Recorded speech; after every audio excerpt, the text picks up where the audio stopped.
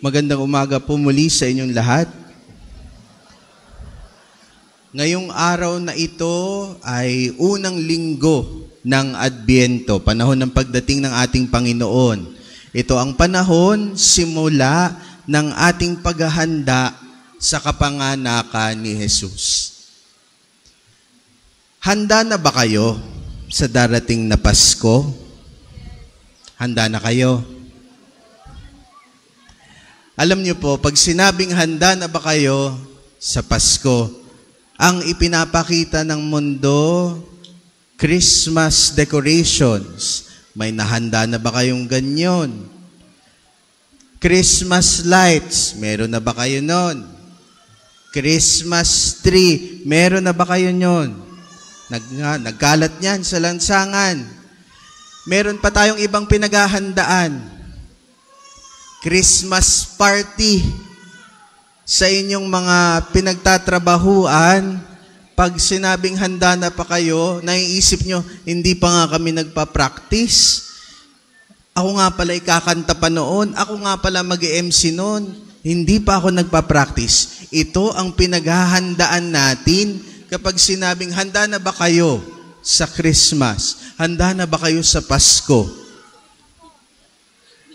Mga kapatid, lahat ng iyon, lahat, Christmas party, Christmas tree, Christmas decors, gift giving, Kris Kringle, lahat po ng iyon, walang kinalaman sa totoong kahulugan ng Adbyento.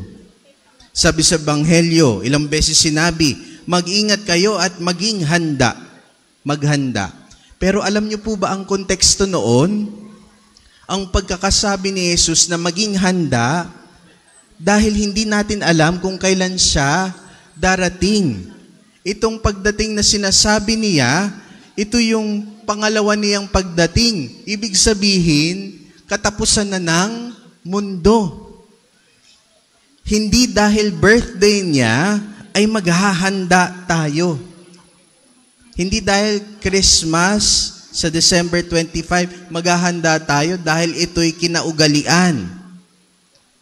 Maging handa daw tayo dahil hindi natin alam kung kailan tayo susunduin.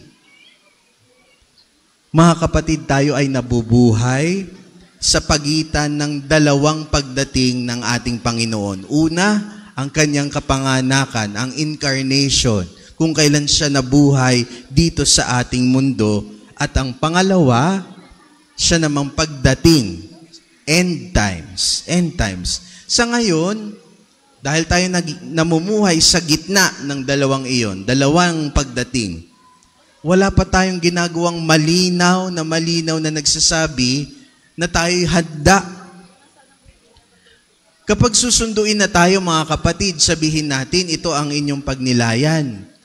Kapag itong December 25, yan ang petsa ng pagsundo sa atin ng ating Panginoon. Pagkatapos nun, wala na. Susunduin na tayo eh.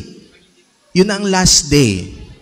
Kapag yun na ang last day, nakapag-ipon ka na ba ng mga mabubuting gawa sa iyong kapwa? Nakapagpatawad na ba tayo ng higit sa 77 beses? Noong tayo ay niyayabangan, nagtimpi ba tayo o dinaig natin ang kayabangan? Basta pag mayabang, yayabangan natin. Noong tayo ay minumura, sinasampal, inaapi, naialok na ba natin miski isang beses ang kabilang pisngi? Tayo kaya sa kahuli-hulihan ay maging karapat-dapat na sunduin ng ating Panginoon? Mga kapatid, napakagandang pagnilayan. Karapat-dapat kaya tayo? Kung December 25, last day, karapat-dapat na ba akong sunduin? O kailangan ko nang gumawa at mag-ipon ng maraming kabutihan? Ano kaya ang gagawin natin na paghahanda kapag December 25 na nga ang last day? Kaya natin patawarin yung hindi natin mapatawad? Kaya natin mahalin yung hindi ka mahal-mahal? O magpa-practice na lang tayo sa ating sayaw para sa Christmas party, kanta sa Christmas party?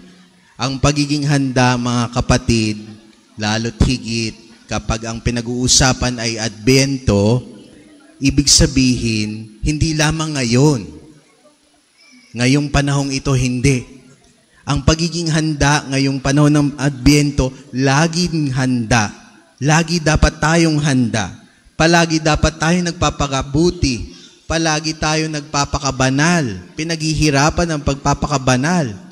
Dahil hindi natin alam kung kailan ang ating sundo. Hindi natin alam. Kapag magawa nyo pong madispose ang inyong mga sarili, ang ating mindset, kumbaga, na magiging handa na tayo, kuha na natin ang Adbyento. Kapag ito ang mindset natin, na hindi natin alam kung kailan ang darating, kaya ang bawat araw, ang turing natin sa araw na ito na ang huling araw, papadamihin ko ang paggawa ng mabuti. Babawasan ko ang mag-isip ng masama sa kapwa. Hindi lang 2 beses darating ang Panginoon kapag ganito ang ating mindset. Diba? Una, kapanganakan. Pangalawang pagdating na iniintay natin.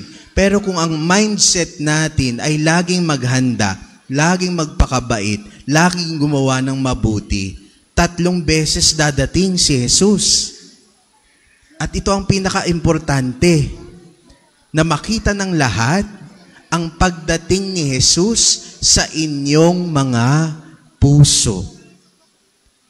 Dadating siya kapag kuha natin ang ibig sabihin ng Adbyento. Dadating si Jesus.